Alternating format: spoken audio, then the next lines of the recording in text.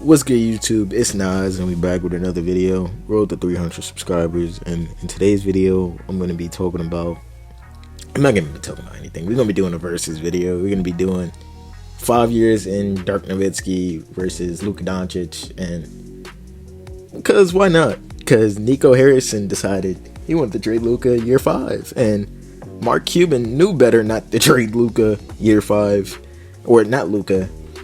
I mean Dirk Nowitzki year 5, because that's like trading both of them, and Luka's more established than what Dirk was in the early 2000s. But let's just get into it. It's been a while since I made a versus video, so you like it, subscribe, and I'll do more. In his rookie season, Dirk averaged 8 points, 3.5 rebounds, and 1 assist.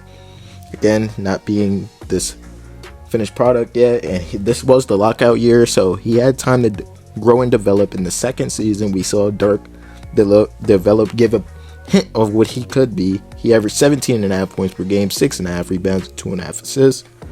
And this was Dirk. We all know, if you know basketball, you know how Dirk played that post fadeaway. But this was before the post fadeaway. He would get by you. He was a 7-footer with skill. Like, he had a little bit of handle, and once you get him on that block, he could blow past you and dunk the ball. He could dunk on you. Back then, Dirk was dunking on niggas. It's sneaky. I hope they show a dunk highlight in the video that I pull up. But Dirk had sneaky athleticism, and he also had the jumper. So he brought back that shit that Tony Kukoc. It was a better version of Tony Kukoc, basically. That's what I would say. But at the power forward position, I can't remember if Tony Kukoc was a 3 or 4, but Dirk Nowitzki was a 7-footer moving. Like, he was like 6'9", 6'10". So not a lot of people rate Dirk high. They just think about old Dirk, when young Dirk was like that too. In the 2000-2001 season, he averaged 22 points per game, 9 rebounds, and 2 assists.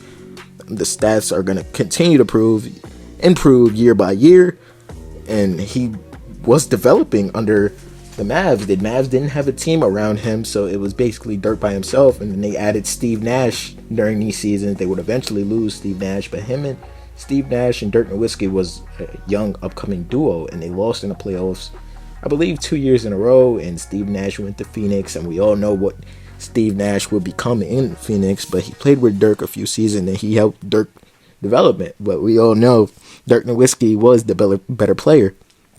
In the 2001-2002 season, his 4th season in the NBA, he averaged 23.5 points per game, basically 10 rebounds and 2.5 assists.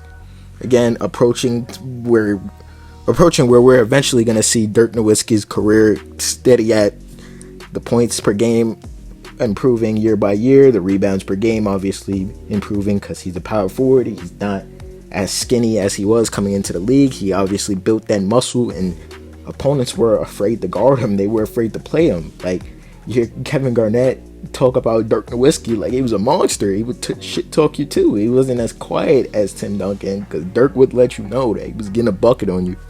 That's just how good he was. And then 2002-2003 season, the last season we're going to cover, his 5th season in the NBA, he averaged 25 points per game, 10 rebounds, and 3 assists. One of his best seasons, and that's like, it's like, imagine trading Dirk then. Right before he got to the finals, he would go to the finals the very next season, and he just had his best season in the NBA in his 5th NBA season. And at this time, Dirk was an All-NBA second-team selection in 2003, All-NBA second-team selection in 2001. No, he was an All-NBA third-team selection in 2001, and that's it for Dirk, really, at that time. But next, getting into Luka Doncic, and Luka Doncic's career is more out there now, I guess, because you see the modern era now, like everything's recorded. Dirk Nowitzki's highlights were recorded too, but it's obviously not much clearer, and obviously I wasn't alive during that time to experience young Dirk Nowitzki, and I was old enough to experience Luka, and obviously I thought he would be the next Dirk for the Mavericks. I've always had that opinion before. Obviously 3 weeks ago in Luka's rookie year in the 2018-19 season, he played with Dirk with his last season. He averaged 21 points per game, 8 rebounds, and 6 assists. And rookie Luka, that's all I gotta say. Rookie Luka was a monster. Like, you got all stars talking about Luka Doncic. I remember it was a stint on First Take saying, should Luka Doncic be an All-Star? And he would have been the first All-Star to make, first rookie actually to make the All-Star team in like, since I believe Yao Ming, if I could remember correctly. But in the second season, Luka would prove why he should have been an All-Star last year and improved his stats across the board. In the 2019-2020 season, he averaged basically 29 points per game, 9.5 rebounds, 8 assists. Not 8 assists, basically 9 assists. Basically averaged 29, 9, and 9. And this Luka was special. I remember this Luka, 2020 Luka, like it was yesterday, because he went off that season. Like, he was playing, that was Porzingis' first full season with the Dallas Mavericks, and they built a little bit of chemistry, but Luka was obviously that killer that they needed. The Mavs wanted him to be after Dirk, and this obviously looked like the future was bright for the Dallas Mavericks, and he would be the franchise leading player for 15 plus years. In his third season, he averaged 28 points per game, 8 rebounds, 8.5 assists. Again, continuing to get better, and these are MVP level numbers in his second and third season. Like, not a lot of players were playing like Luka Doncic, and this was skinny Luka too. This was before he would gain all the weight eventually and have all these criticisms to them, all these people criticizing him OD. So you can't really say nothing about young Luka, or he's still fucking young. What am I talking about? In the 2021-2022 season, he averaged 28.5 points per game, 9 rebounds, and 8.5 assists. Again, the stats basically staying the same. This was before the scoring outlet would pretty much improve so much, and this was his 4th NBA season. And yeah, what can I say? He's gonna continue to prove season by season, and literally the development is getting better as season by season. So you can't really say anything about him not getting better at all. In the 2022-2023 season, he averaged 32.5 points per game, 8.5 rebounds, and 8 assists. And obviously, this being the season, one of his second best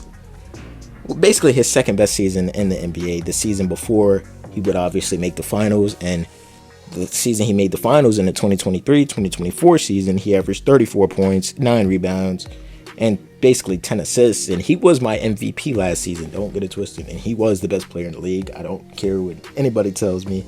And he dragged the Dallas Mavericks to the finals on basically nothing, on one leg. Like, he was injured the whole season, and the Celtics were hunting him every possession in the finals. But I get Luka's defense is not a high point, or not good, not great at all to any circumstance. But to say that he wasn't trying out there, he gave the Mavs everything he had. Like, he was the killer for them. And if you want to include his 6th season, because I forgot it's been 6 seasons, Dirk, in the 2003-2004 season, Dirk averaged 22 points, 8.5 rebounds, 2.5 assists. Basically not the same. It's basically stupid. Let's just get that out of the way. But they both led their teams to the finals. One got traded, one stayed a Dallas Maverick for his entire career, so you can't really say anything. And Luka's accolade, it's publicly documented. He was a five-time All-Star, 5-time All-NBA first-team selection, Rookie of the Year, All-Rookie first team in 2019, and the accolades are just going to improve for the Lakers even more. But I just wanted to make this video because why not? I got some videos right here. If you enjoyed this video you just watched, video on the right and video on the left, and click on it.